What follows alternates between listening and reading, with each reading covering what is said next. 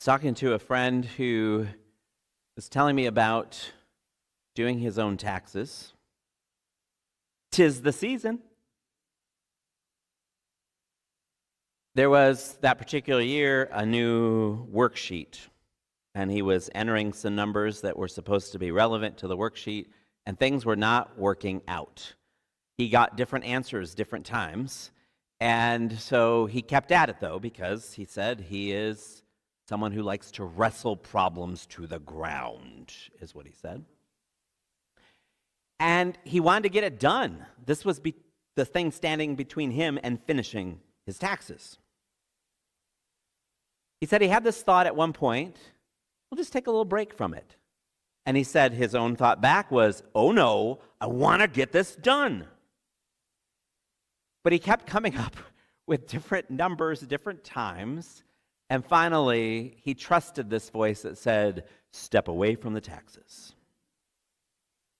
He left his desk, he walked out into his backyard, onto a back porch, into a damp and gray early spring day in the Northeast. He said it wasn't beautiful, but he took some breaths of fresh air, and then he just sat down in a chair for a few minutes. And he said he just thought about some other things. He said he offered a little prayer like, I could use some help here. But then he was just quiet for a bit, and he said about 10 minutes sitting there, just breathing in this kind of cold early spring air, something popped into his head. He saw the worksheet, and he saw what he had been missing. And he jumped up, and he went back quickly to his desk. He started to plug it in. It was the solution. And he said, I'm not saying God answered my prayer about my taxes. But maybe. Or maybe it was just allowing me to clear my head. Either way, I discovered in briefly letting go, I received the thing I couldn't grab a hold of on my own. He was sharing that with me because he recognized that we share this trait in common. I am someone that wants to solve the problems, figure things out. When a bill arrives, I pay it. I want it off the desk. I want to clear the decks, for example. When it's time to get tax stuff ready, boy, as soon as I get those forms, I'm raring to go. Not because I love it, but because I want to get it done. And it's how I learned to survive. Tackle the problems, solve the puzzles, keep going, stay ahead of the curve. And yet, there's this idea that he was sharing about in his letting go, in his stepping away, he received something more that he couldn't get by just trying to wrestle it to the ground. And I was reminded of that conversation as we were listening, as I was first studying, and now you just heard this passage from the Gospel of John. Jesus is talking about something like this, about letting go. He says a lot about letting go. He uses surrender, you have to lose life to find it. It's not very capitalistic, I'll just say. So, how does he ever expect to be successful with that kind of talk? But he does. He says things like this over and over again. But it's not really necessarily about taxes or economics. It's about all of life. And in the story that we heard this morning, the context is some Greeks, some non-Jewish people in terms of their birth. They come to one of the inner circle of disciples of Jesus and say, Sir, we wish to see Jesus. And then you hear that he goes to one, and they go together to Jesus and let him know. And that Jesus doesn't then set an appointment with the Greeks, by the way. And these guys, they're outsiders in a way who likely have converted to Judaism or trying to learn about Judaism, and that's why they've come to the city at one of the feast times, one of the times where people are making pilgrimages to Jerusalem and the temple. And so something for these people who are on the outer circle is resonating about this Jesus, and they want to see Jesus. And then, as you notice, the story came and went, and we never hear about their encounter with Jesus. We just hear Jesus start to teach something. And I believe this is intentional on the part of John in sharing this story, because he's sharing it with a story many decades after the physical Jesus is gone. So how do you see Jesus when there's not a guy from Nazareth to see? Well, you see Jesus when you learn his teachings, when you see his patterns of living. And so if you want to see Jesus, listen to what he's saying. So he says, as you heard, that, and uses an image that would have been familiar to an agrarian people, which most people were in that time and place. Unless a grain of wheat or seed falls to the ground and dies, it remains just a single grain. But if it falls to the ground and dies, it bears much fruit. So there's your answer. You want to see Jesus? Watch the seeds. Watch what they do. Watch the pattern. Watch what's going on, he's saying. So some of us maybe have farming experience. Anybody? Just curious. I won't call you up here to explain the parable. All right? But most of us, the fruits, the grains, they're already on the shelves in the grocery store. Right? But in this society, everyone knew where their food came from. Everyone saw how it worked. So Jesus often used agrarian imagery to speak to what people saw every day. So I imagine, though, most of us know this, so I'm going to ask this question. What is the purpose of a seed? What is a seed for? To get a plant. A seed is to make a plant, right? It's part of the reproductive process, although not just reproducing, because often one plant will have many seeds, so it not just makes one more plant, but often many plants. So we keep that in mind. Jesus says the seed has to fall to the ground. Imagine if there were willful plants or willful seeds, and there was a plant who'd say, I'm not letting go of this seed. I might need it later. Interest rates are high right now. So if a plant didn't let go of a seed or a seed didn't release itself from the plant, what's going to happen to the seed? Nothing. That's the end of the story. It's just hanging there, dangling in the air. That's a dead-end story. So Jesus is speaking to the thing that everyone knows. Of course, the seed has to fall to the ground in order for anything to happen. And furthermore, he uses this language. The first letting go is that it drops to the ground. Then the other part is the seed has to die, he says. The grain has to die. And if we think about or know something about the anatomy of a seed, there's the little embryo, the little fertilized bit that's in there. But then most of what makes up what we think of as a seed is what's going to nourish the little embryo. And sometimes there's a case or a shell. But most of the seed can't hold on to its seedness. Right? It has to release the nutrients, the shell has to dissolve in order to give life to the plant.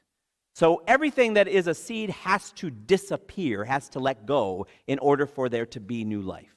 And Jesus is saying, you want to see me? Look at that. All right? Well, what's that got to do with us? Well, we see that again and again, Jesus in his life and ministry, he does a lot of letting go. A lot of letting go. And I think about in our own culture and in my own personality how letting go can feel counterintuitive, yes? Letting go, releasing. I mean, we're told, carpe diem. Grab the gusto. There's a lot of grabbing, holding, fighting, right? That kind of like, do that. That's the way to win. That's the way to be successful. So this idea of releasing, letting go, it can feel so counterintuitive. It can be countercultural even. But this is what Jesus is talking about, and it's what he does. So Jesus, instead of, as far as we know, instead of having what we might think of as the normal domestic life, the get married, have probably then 4.5 children, or whatever it was, and work the job, and just do what you're supposed to do and what's expected, he let go of that. And as he lets go of that, he's also letting go in each day of whatever we might do and fill it and be busy with. He lets go and makes room to listen. Makes room to be in the presence of the Spirit.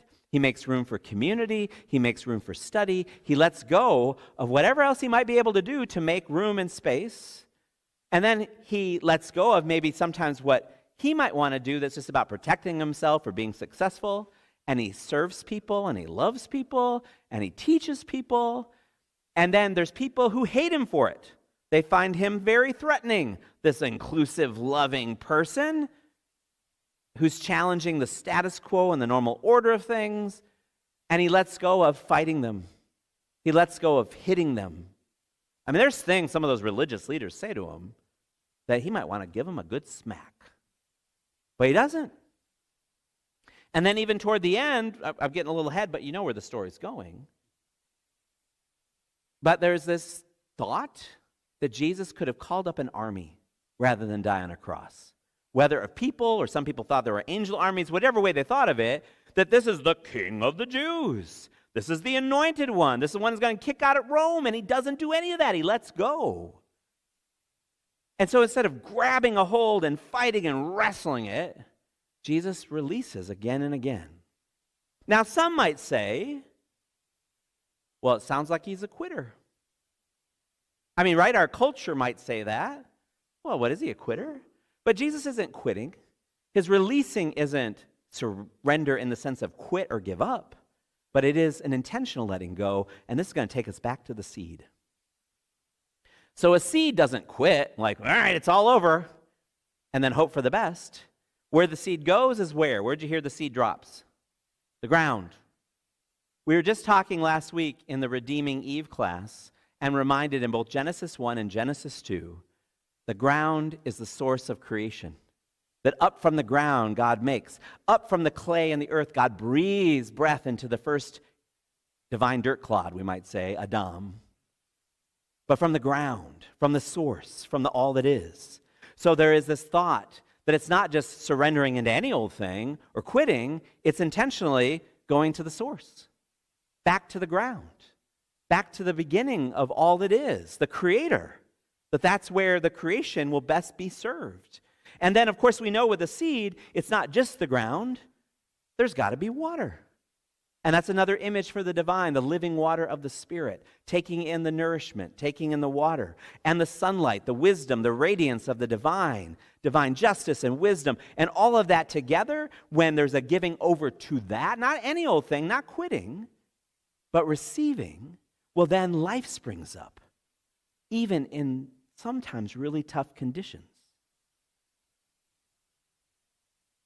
The deserts around us, by most measures, are really tough conditions. Has anyone been out there recently?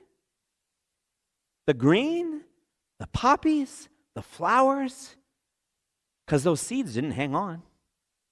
And they dropped into the ground, and there's been some rain and plenty of sunshine. But we're seeing abundance, this multiplication of life. And Jesus is teaching, this is what he's come to reveal. That in that, not in the fighting, not in the fleeing, but in a third way, in the letting go, into the ground, into the source, into the Spirit, into the light, this is where life springs up. This is where the good stuff is. And Jesus does not do that so that people will say, "Ooh, well done, Jesus." He doesn't do it so people are like, "Way to go, Jesus." Jesus says he does it so that others learn to do it too.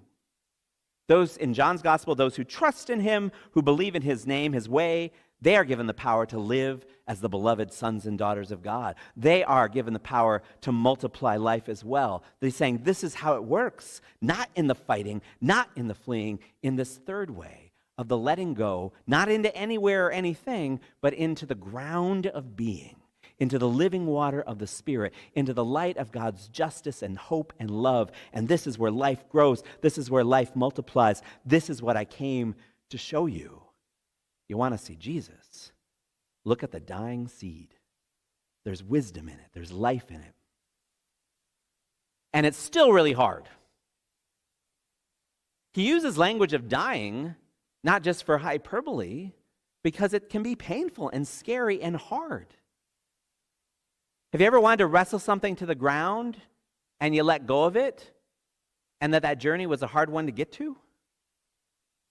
Especially when a lot of us are pretty well practiced at the fighting, the wrestling, the make it happen. And then if we feel unsuccessful in making it happen, then maybe we quit and we check out.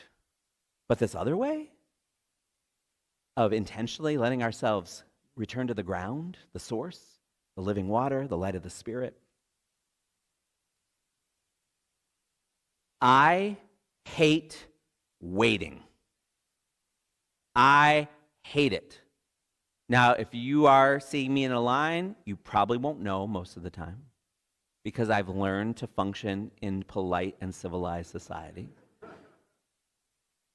But I hate waiting. And sometimes in my waiting, especially if I'm really anxious about waiting, one of my false gods comes to the fore, a way that I think I'm going to fight against the waiting. If I just get more information, if I just understand what's going on, then I won't be afraid anymore. I won't be anxious. So I had a biopsy on Thursday. I got to wait for the results. And it's so easy for me. Oh, there's a million rabbit holes. And I know enough to be dangerous. Like I'll read the medical journal articles, not just Health MD. Or a plane is delayed. I know which apps I go to find out what they're not telling me at the American Airlines counter. That the crew's not even here yet from Dallas. Why aren't they telling us? But somehow, as if I had the information, all will be well. And what I'm in then in that waiting and just trying to grab more information is it's just increasing my anxiety. And I'm going to tell you, I'm not much good to myself and certainly not to anyone else. And so, the way of the dying seed. Michael, you trying to wrestle this to the ground? No. You need to let yourself release to the ground of being. You need to open to the living water of the Spirit. You need to open to the radiance of God's love that can come in your spiritual practices and through people who are willing to help and be in community. And then, then there's still life in you. And still life in you. And life in all of us. Even in those in-between times, even in the times where we want to fight and flee, even in tax season. So I want to invite us here at the end of this time to engage in a brief spiritual practice. And if you are someone who finds it helpful to close your eyes, I'm going to invite you to do that. If it's more helpful for you to focus on something like a stained glass window or the banner or the candles or the floor in front of you, go ahead and do that. But whatever helps you focus with your eyes, do it. Close them or focus somewhere.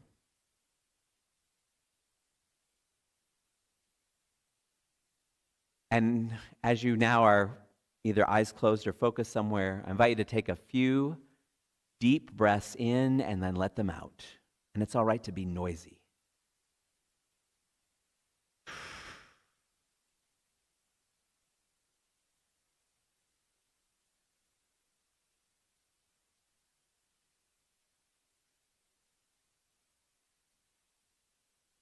And I invite you in your own words, in your own way, to offer a prayer, asking for the Spirit's help, to see if there's something right now that you are trying to control, to manage, to wrestle, or something you're trying to escape. But just one thing, and ask for help to bring, or maybe you already know, but it's all right to ask for help to bring us something to mind. So take a couple of moments and just let that come to mind as something you're either trying to manage or control or something you're trying to run away from, the fighting or the fleeing.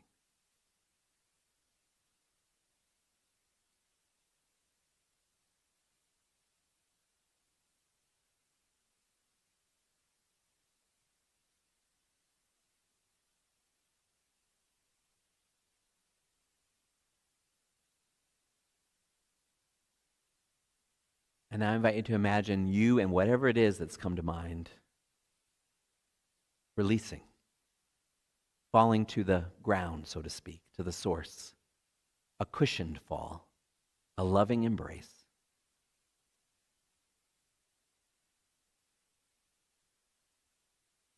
And ask for help with it, whatever it is.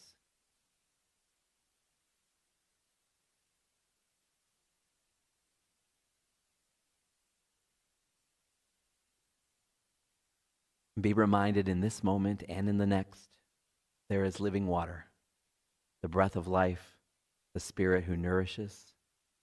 There's light of wisdom from ancestors, from Scripture, in our own silent listening and stepping away from the community and loved ones around us. But let those things in. We are not alone. And as we walk in this way of Jesus, we are part of life in us and life multiplied through us. Dying seeds are the way to go. Come and see. Amen.